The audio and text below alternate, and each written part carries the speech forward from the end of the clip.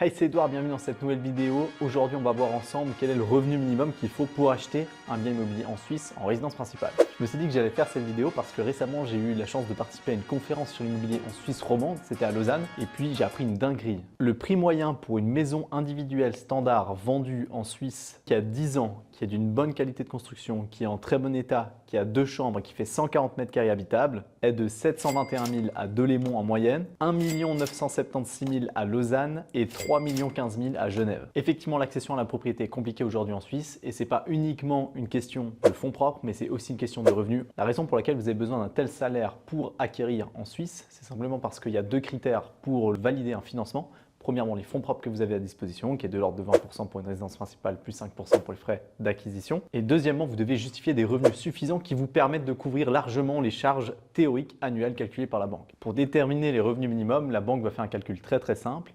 Elle va prendre la valeur de la maison que vous allez acheter, typiquement 3 millions à Genève par exemple. Elle va prendre ces 3 millions, elle va les multiplier par 80%, qui est le financement qu'elle va réaliser elle-même, soit 2 400 000 francs. Ça, c'est le financement que vous allez emprunter, donc c'est la dette que vous allez contracter. Elle va multiplier ces 2 400 000 francs par 5%, soit 120 000 francs par année. Donc ça, c'est les frais du capital étranger que vous allez emprunter. Simplement le taux d'intérêt théorique que la banque va utiliser pour faire son calcul. Donc ça veut dire que théoriquement, juste à cause des taux d'intérêt, la maison vous coûtera 10 000 francs par mois. Alors la banque, il faut comprendre qu'elle part du principe que le taux d'intérêt est de 5%, simplement parce que c'est un taux historique du marché. Cette règle a été instaurée dans les années 90 quand il y a eu une grosse crise immobilière en Suisse et les prix ont chuté simplement parce que les financements étaient beaucoup trop agressifs. Il n'y avait pas besoin de justifier autant de revenus pour acheter. Donc c'était beaucoup plus simple de devenir propriétaire parce qu'on pouvait faire des financements jusqu'à même 100%. Et la banque, au lieu de se baser sur un taux historique, se basait simplement sur les taux réellement pratiqués sur le marché pour calculer votre capacité d'endettement. Depuis la crise des années 90 et pour éviter ce genre de crise, la FINMA a instauré l'obligation d'utiliser une charge théorique de l'ordre de 5%. Alors ça dépend des banques. Il y a des banques qui sont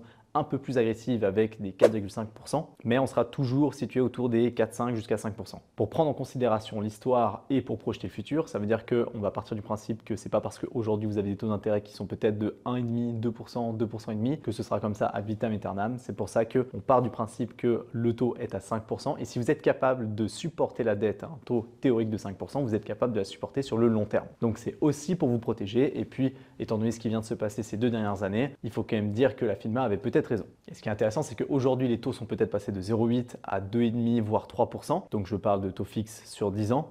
Mais les personnes qui étaient capables d'acheter il y a 2 ans avec un taux à 0,8 sont toujours capables d'acheter aujourd'hui parce que le calcul est resté identique du côté de la banque. Donc pour revenir à notre calcul, on a 120 000 francs de frais annuels de coût du capital étranger. On va rajouter 1% de frais d'entretien annuels, soit 30 000 francs, plus 1% d'amortissement annuel qui est aussi de l'ordre de 1%, soit 30 000 francs. Donc ça nous fait des charges théoriques de 180 000 francs annuels calculés par la banque. Et ces 180 000 francs doivent correspondre à maximum 33% du revenu brut annuel. Alors si vous achetez en couple, ça peut être vos revenus bruts cumulés. Mais donc en gros, avec une charge théorique de 180 000 francs par an, vous devez atteindre 540 000 francs de revenus annuels, soit à peu près 45 000 francs de revenus mensuels bruts. C'est à peu près le salaire d'un conseiller fédéral. Et aujourd'hui, c'est surtout pour cette raison que ça devient très compliqué d'acheter un bien immobilier en Suisse, parce que le système de calcul de financement étant très conservateur, si vous n'avez pas hérité d'un gros montant qui peut compenser l'endettement, c'est très compliqué de pouvoir se permettre d'acheter à cause des revenus que vous devez justifier. Pour pallier ce problème, vous avez deux possibilités. C'est soit vous augmentez du coup le capital propre que vous injectez initialement pour diminuer la dette, soit vous trouvez une façon d'augmenter vos revenus. Et ça peut passer par l'immobilier. Typiquement, si vous achetez une maison avec 2 appartements, potentiellement vous pouvez vivre dans une partie de la maison et louer l'autre partie. Ça va considérablement diminuer les charges théoriques du bien immobilier lui-même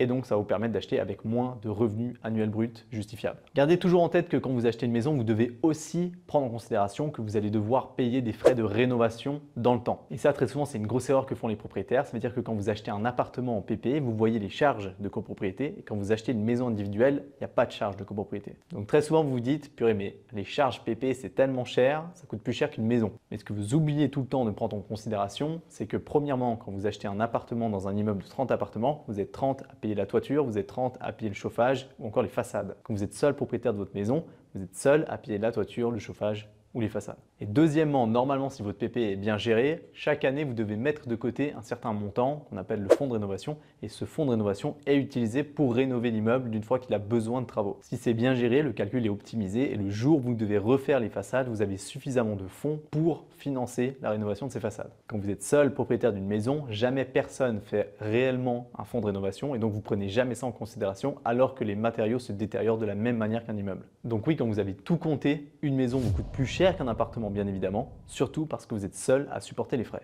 Gardez en tête avant de contracter des leasings, avant de contracter des crédits à la consommation, que la banque va toujours partir du principe que vos revenus seront diminués des charges que vous possédez déjà. Ça veut dire que quand vous voulez acheter votre appartement, que vous allez devoir contracter une dette, vous allez devoir payer des intérêts de cette dette, la banque va calculer des charges théoriques, mais vos revenus seront diminués quoi qu'il arrive de tous les leasings que vous pouvez avoir ou des crédits à la consommation. Typiquement, si vous payez 1000 francs par mois de leasing, si vous gagnez 100 000 francs par année, la banque va retenir uniquement 88 000 francs de revenus bruts et pas 100 000 francs, simplement parce que pour elle, vous avez déjà 12 000 francs qui partent dans ce leasing. C'est parfaitement logique. Chaque fois que vous allez contracter ce genre de dette, vous vous éloignez petit à petit de votre rêve de devenir propriétaire. Il faut savoir que chaque jour qui passe en Suisse, on signe pour une moyenne de 15 millions de crédits à la consommation, soit 400 contrats. C'est 400 personnes tous les jours qui s'empêchent de devenir propriétaire sur le territoire. Enfin, quand vous allez signer votre contrat de crédit, vous avez plusieurs choix. C'est soit vous pouvez choisir de prendre un taux qui varie au fil du temps. C'est un taux qui est facilement résiliable parce que la durée du crédit est très courte et limitée dans le temps. Typiquement, le Saron, le taux Saron, c'est un taux qui change tous les jours. C'est le taux qui a remplacé le Libor en 2021. Aujourd'hui, le Saron, c'est un taux pur suisse qui est fait en Suisse. C'est une moyenne des taux qui sont réalisés sur le territoire. Ce taux varie tous les jours et surtout, il augmente si le taux directeur de la BNS augmente, mais il diminue si le taux directeur de la BNS diminue. Donc ça veut dire que vous pouvez profiter des baisses de taux, mais vous pouvez aussi souffrir de la hausse des taux. C'est plutôt ce qui s'est passé ces 2 dernières années. Par contre, vous avez beaucoup de flexibilité. Si vous voulez sortir ou changer de banque au cours du contrat assez rapidement, eh bien vous pouvez le faire très simplement. En revanche, si vous allez signer un contrat de crédit avec un taux fixe sur 2 ans, 3 ans, 5 ans, 10 ans, 15 ans, c'est comme vous voulez, à ce moment-là, le taux sera fixé pendant la durée de contrat prévue et ne bougera pas. Par contre, vous n'allez pas bénéficier des potentielles baisses du taux d'intérêt sur le marché. Je dirais que le choix entre ces deux méthodes varie en fonction de vos objectifs à vous et surtout de la sécurité qu'il vous faut pour budgétiser les charges de votre propriété.